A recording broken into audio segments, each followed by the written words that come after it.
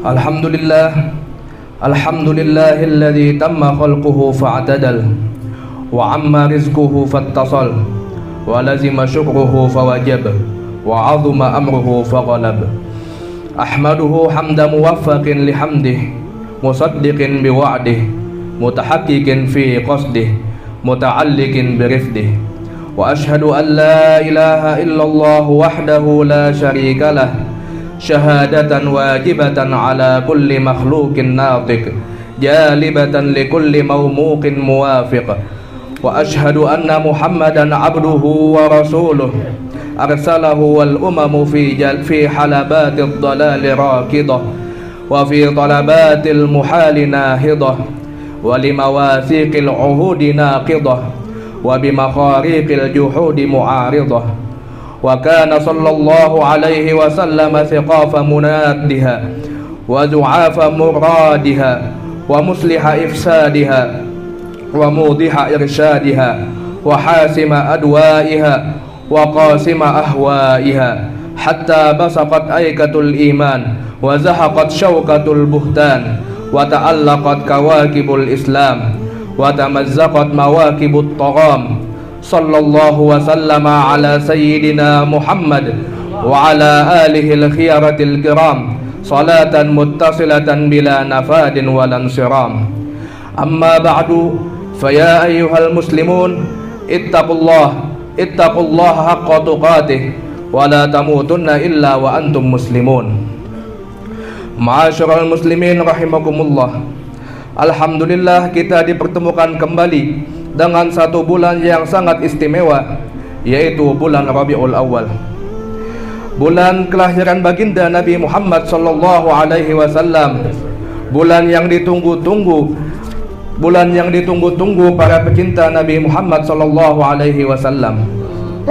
Imam Malik bin Dinar radhiyallahu anhu pernah menyebutkan salah satu tanda cinta. Beliau mengatakan, man ahabba syai'an aktsara dzikrahu. Siapa yang mencintai sesuatu akan banyak mengingatnya. Maka siapa saja yang mengaku mencintai Nabi sallallahu alaihi wasallam, perbanyaklah untuk mengingat beliau, perbanyaklah untuk menyebut nama beliau sallallahu alaihi wasallam dengan bersalawat kepada beliau. Tidakkah kita renungkan betapa sering Allah Subhanahu wa taala mengingatkan kita kepada Nabi Muhammad sallallahu alaihi wasallam. Dalam setiap ibadah kita diperintahkan untuk menyebut Nabi Muhammad sallallahu alaihi wasallam. Dalam syahadat, dalam salat, dalam azan, dalam iqamah, dalam doa, bahkan dalam khutbah Jumat ini kita diperintahkan untuk menyebut nama Nabi Muhammad sallallahu alaihi wasallam.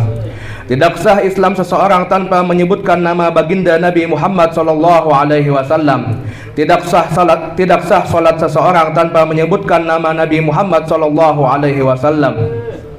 Tidak sah khutbah Jumat tanpa menyebutkan nama Nabi Muhammad sallallahu alaihi wasallam. Begitulah tingginya nama Nabi Muhammad sallallahu alaihi wasallam sampai Allah Subhanahu wa taala sendiri senantiasa menyebut nama beliau sallallahu alaihi wasallam dan bersalawat kepadanya. Innallaha wa malaikatahu yusalluna 'alan nabi ya ayyuhalladzina amanu sallu 'alaihi wa sallimu taslima.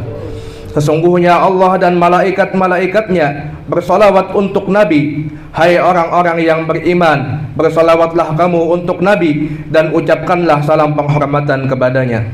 Maka ayo di bulan ini kita perbanyak menyebut Nabi sallallahu alaihi wasallam dengan lisan kita. Ayo kita suburkan cinta kepada beliau di hati kita dengan mempelajari sejarah hidup Nabi sallallahu alaihi wasallam.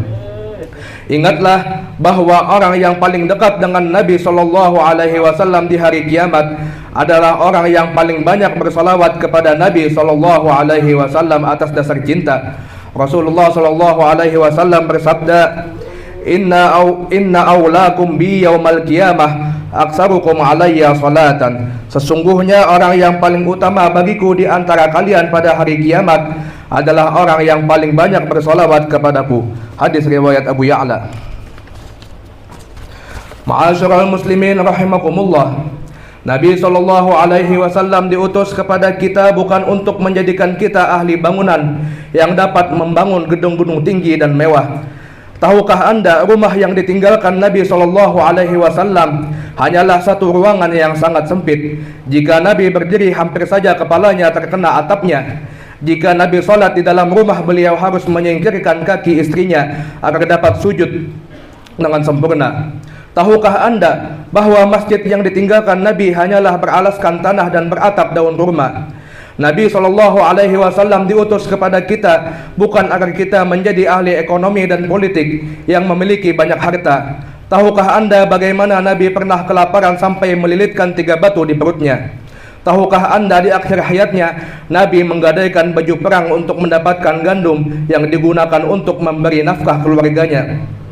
Tahukah Anda bagaimana kasarnya alas tikar tempat tidur Nabi SAW sehingga membekas di pipi beliau? Bukan untuk itu semua Nabi SAW diutus. Misi Nabi SAW bukan agar semua manusia menjadi kaya atau menjadi ahli dalam ilmu keduniaan, tapi misi Nabi SAW adalah agar semua orang menjadi baik akhlaknya. Perhatikan bagaimana sabda Nabi SAW, "Innama bu'istu liutammi masalihal akhlaq."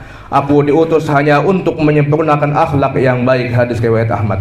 Oleh sebab itu, umat yang paling dicintai Nabi SAW, umat yang paling dekat dengan Nabi SAW pada hari kiamat bukanlah yang paling banyak ibadahnya, bukan yang paling banyak ilmunya, bukan pula yang paling banyak pengikutnya, tapi adalah orang-orang yang paling baik akhlaknya kepada sesama umat Islam. Nabi SAW bersabda, "Inna min ahabbikum ilayya wa aqrabikum minni majlisan yaumal qiyamah ahasinakum akhlaqa."